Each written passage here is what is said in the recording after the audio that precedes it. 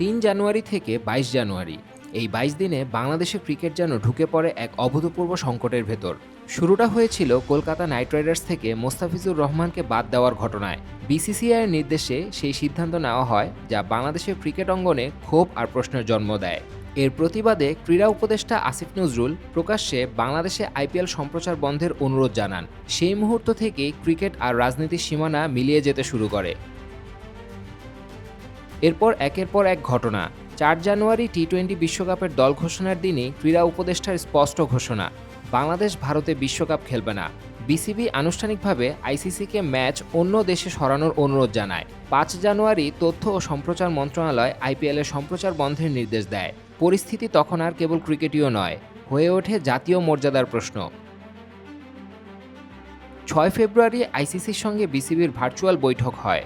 খবর রটে বাংলাদেশের ম্যাচ ভারত থেকে সরানো সম্ভব নয়, কিন্তু বিসিবি জানায় কোনো আলটিমেটাম দেওয়া হয়নি।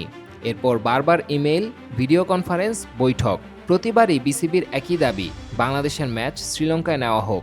অবশ্যই আমাদের টি-20 বিশ্বকাপে খেলার সুযোগ শ্রীলঙ্কাতে দেওয়া উচিত। এই প্রশ্নে আমরা কোনো রকম নতি স্বীকার করব না। ১২ জানুয়ারি ক্রীড়া উপদেষ্টার বক্তব্য পরিস্থিতিকে আরও সংবেদনশীল করে তোলে। তিনি জানান, আইসিসির নিরাপত্তা মূল্যায়নে বাংলাদেশের ক্রিকেটারদের জন্য ৩টি বড় ঝুঁকির কথা উঠে এসেছে। তারা একটা চিঠি দিয়েছে, সেই চিঠিতে বলা হয়েছে, একটা হচ্ছে বাংলাদেশ টিমে যদি মুস্তাফিজ অন্তর্ভুক্ত হয়, যে দলের যে সমর্থকরা আছে, আমাদের ন্যাশনাল জার্সি আছে, এটা পরে যদি ঘোরাফেরা করে। আর থার্ড হচ্ছে ইলেকশন যত এগিয়ে আসবে তত নাকি বাংলাদেশ দলের নিরাপত্তা আশঙ্কা বৃদ্ধি পাবে। শেষ পর্যন্ত ২১ জানুয়ারি আইসিসি বোর্ড সভায় সূচি অপরিবর্তিত রাখার সিদ্ধান্ত হয়। বাংলাদেশকে একদিনের মধ্যে চূড়ান্ত সিদ্ধান্ত জানাতে বলা হয়।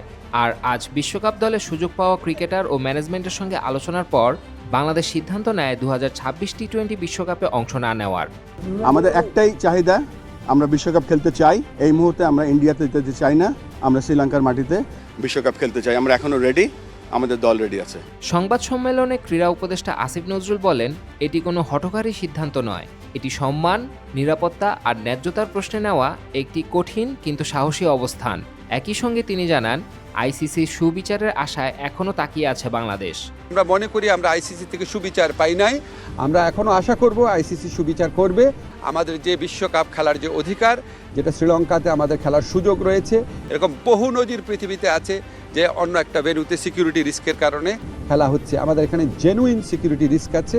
আমরা এখনো আশা ছাড়ি নাই, আমরা আশা করব আইসিসি আমাদের জেনুইন সিকিউরিটি রিস্কটা সুবিবেচনার সাথে নিয়ে আমাদেরকে শ্রীলঙ্কায় খেলার সুযোগ করে দেবে বিশ্বকাপ।